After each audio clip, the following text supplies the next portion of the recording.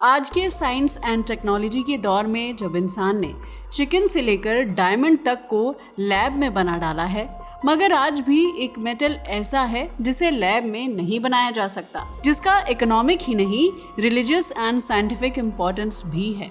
ये मेटल इतना खास है कि इंसानी सभ्यता में इम्पोर्टेंट तो बना हुआ है, मगर हजारों साल तक कोई जान ही नहीं पाया कि आखिर ये धरती पर आया तो आया कैसे।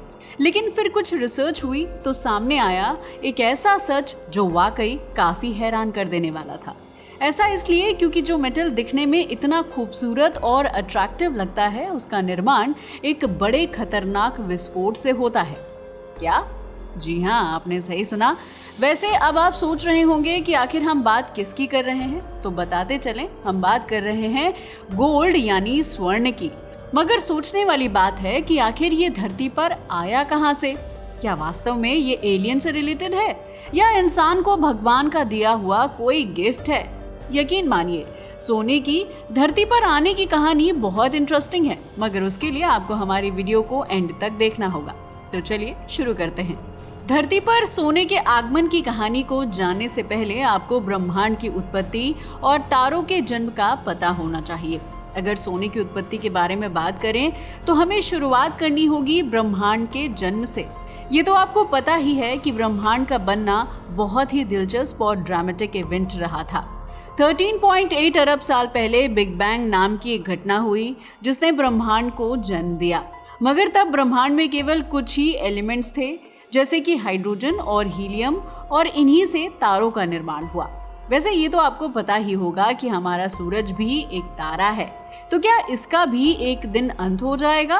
खैर, वो एक अलग बात है।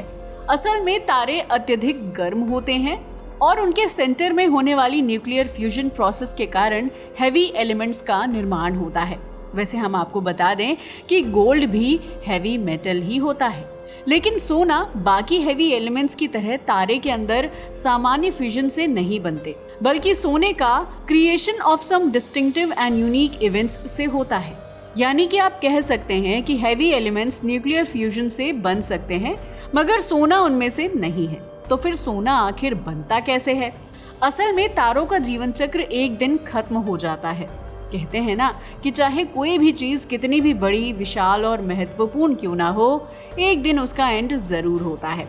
ऐसा ही कुछ तारों के साथ भी होता है। तारों का जीवन चक्र एक दिन खत्म हो जाता है और जब बहुत बड़े तारे अपने जीवन के अंत में पहुंचते हैं तो उनमें विस्फोट होता है, जिसे सुपरनोवा विस्फोट कहते हैं। अगर बात की जाए सुपरनोवा की, तो इसमें एक्सेसिव क्वांटिटी में एनर्जी एंड हीट पैदा होती है जो न्यू एंड हैवी मेटल्स का निर्माण करती है। आप जानकर हैरान रह जाएंगे कि तारों का विस्फोट ही सोने के निर्माण का कारण बनता है। जी हाँ, आपने सही सुना। असल में जब सुपरनोवा में तारे का विस्फोट होता है तो जो नए और भारी तत्व बनते हैं उनमें से सोना भी एक होता है। इसके अलावा हाल के साइंटिफिक रिसर्च बताते हैं कि ओरिजिन ऑफ गोल्ड केवल सुपरनोवा से नहीं हुआ, बल्कि सोने की उत्पत्ति का एक और खास कारण है। क्या? जी हाँ, आपने सही सुना। आप जानकर हैरान रह जाएंगे कि इसका एक रीजन न्यूट्रॉन तारों का टकराव भी है।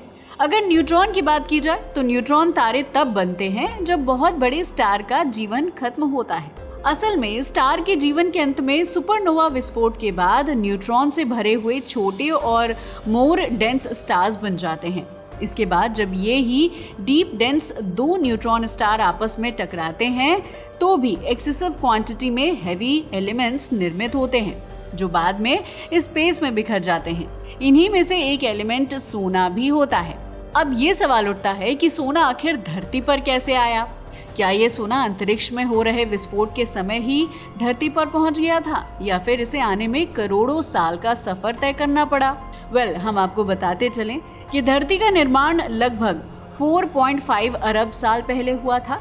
ये वही दौर था जब सूरज के चारों ओर चक्कर लगाते हुए धूल और गैस के बादल इकट्ठा हो रहे थे, और इकट्ठा होने वाले यही बादल मिलकर ग्रहों का निर्माण कर रहे थे। और जैसा कि अभी हमने आपको बताया कि उस समय ब्रह्मांड में पहले से ही हैवी मेटल्स जैसे कि सोना मौजूद था, यही वजह थी कि ये सोना और इसके जैसे हैवी एलिमेंट्स उस डस्ट एंड गैस में मिल गए, जो धरती के निर्माण के लिए इकट्ठा हो रहे थे। इस तरह जब धरती का निर्माण हुआ तब भारी तत्व जैसे कि सोना धरती के केंद्र में इकट्ठा हो गया। इस कारण से अर्ली अर्थ में ज्यादातर सोना हमारे प्लैनेट के गहरे हिस्सों में चला गया, जहां तक आज की तकनीक से भी पहुंच पाना लगभग असंभव है। सोचने वाली बात है, जब यहाँ आज की मॉडर्न टेक्नोलॉजी के बावजूद पहुंचना मुश्किल है, तो फिर धरती पर जो सोना है वो कहाँ से आया? आखिर खानों में जो सोना मिलता है उसका सोर्स क्या है? हम आपको बता दें, इसका असली रीजन मीटियोराइट्स है। वैसे आज की माइंस से जितना सोना निकाला जाता है उससे कहीं हजार गुना ज्यादा सोना धरती के गर्भ में है। ऐसा इसलिए क्योंकि धरती के फॉर्मेशन के समय सोने ने भी एक महत्वपूर्ण भूमिका निभाई थी। इसके अलावा ये भी माना जाता है कि धरती पर सोने के आने का एक और कारण मीटियोराइट थे। असल में जो सोना हमें धरती की सतह के पास या फिर खदानों में मिलता है वो early formation of the earth का हिस्सा नहीं है। जी हाँ, आपने सही सुना, असल में इसका सोर्स मीटियोराइट है। मीटियोराइट सोने का स्रोत कैसे हो सकता है? यकीन मानिए ये कहानी आपको चौंका देगी, मगर इसके लिए आपको थोड़ा सा पेशेंस रखना होगा।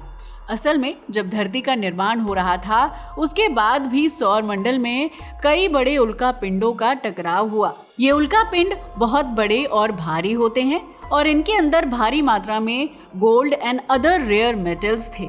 जैसे ही ये मीटियोराइट स्पेस से आकर धरती से टकराए, उन्होंने अपने मटेरियल को धरती की सरफेस और उसके आसपास बिखेर दिया। अब आप खुद सोचिए, जब दो बड़े चट्टान आपस में टकराएंगे तो उनकी कुछ चीजें कैसे आसपास बिखर जाएंगी और कुछ एक दूसरे में समा जाएंगी। ऐसा ही कुछ उल्का पिंडों और धरती के साथ भी हुआ। इनसे निकलने वाली दुर्लभ धातुएं और सोना धरती के आसपास बिखर गए। इन टकरावों के कारण धरती की सतह के पास सोने की मात्रा में वृद्धि हुई। यही कारण है कि आज हम धरती की सतह पर सोने की खदानें पा सकते हैं और उनका खनन कर सकते हैं। ये सोना उल्का पिंडों की वजह से धरती पर आया था। अब आते हैं उस बात पर जो हमने अभी आपको बताई थी कि सोना धरती की सतह पर कैसे आया। जो सोना धरती के निर्माण के समय धरती को अंतरिक्ष से मिला था, वो धरती के गर्भ में आज भी है। और ये सोना केवल एक ही कारण से धरती की सतह पर आ सकता है, और वो है वॉल्केनिक इरप्शन। क्या? जी हाँ, वॉल्केनिक इरप्शन। असल में ये तो आपको पता ही होगा कि धरती की सतह के नीचे कुछ प्लेट्स हैं जो हमेशा हिलती डुलती रहती हैं। जब इन प्लेट्स में हलचल होती है और एक प्लेट दूसरी से टकराती है तो उस जगह पर ज्वालामुखी और भूकंप आते हैं। और जैसे ही ज्वालामुखी फटता है तो धरती के गर्भ में लावा बाहर निकलने लगता है। इस लावा के अंदर बहुत सारे रेयर मेटल्स होते हैं जिनमें सोना भी शामिल होता है। जब ये लावा ठंडा हो जाता है तो हजारों साल बाद ये चट्टानों में बदल जाता है और इन चट्टानों से ही सोने की खदानें निकलती हैं जिनसे सोना निकाला जाता है। तो देखा आपने कैसे धरती के गर्भ का सोना भी हम निकाल सकते हैं। अब बात करते हैं कि इंसान को सबसे पहले कब पता चला कि ये एक बहुत ही रेयर धातु है और इसका यूज फायदेमंद हो सकता है, यानी कि इंसान ने सोने की खोज कैसे की।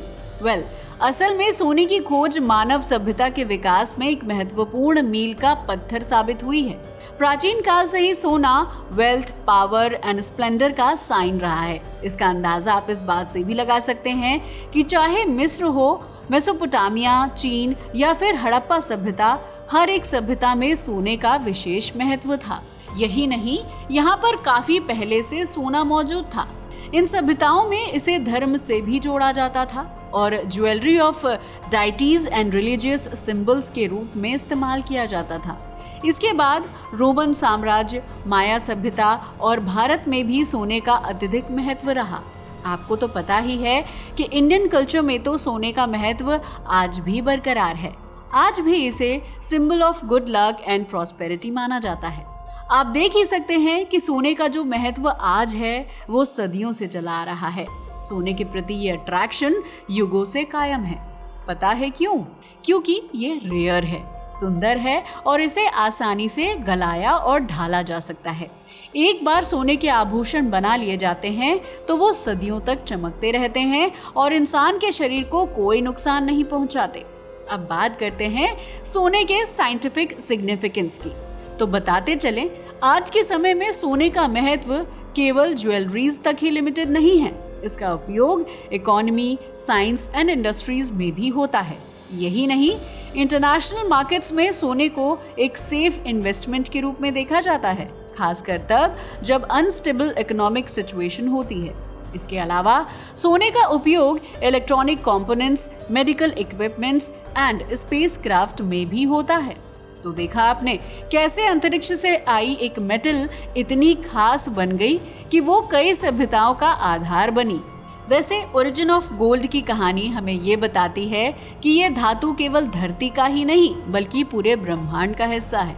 सुपरनोवा और न्यूट्रॉन स्टार मर्जर जैसी अमेजिंग इवेंट्स के कारण अंतरिक्ष में सोना पैदा हुआ और फिर उल्का पिंडों के माध्यम से ये हमारी धरती तक पहुंचा। चाहे जो भी हो, सोने का महत्व हमेशा रहेगा। अब ये स्पष्ट हो चुका है कि सोने का निर्माण धरती के बनने से भी पहले हो चुका था, तो ये भी पॉसिबल माना जाता है कि the rest of the planets पर भी सोना मौजूद हो। वैसे आपका इसके बारे में क्या ख्याल है? क्या वास्तव में हमारे सोलर सिस्टम के बाकी के प्लैनेट पर भी सोना हो सकता है? आपको क्या लगता है, इसकी कितनी संभावना है? अपनी राय हमें कमेंट करके ज़रूर बताएं। साथ ही अगर आपको हमारी जानकारी पसंद आई हो तो इसे लाइक और हमारे चैनल को सब्सक्राइब करें। जय हिंद दोस्तों।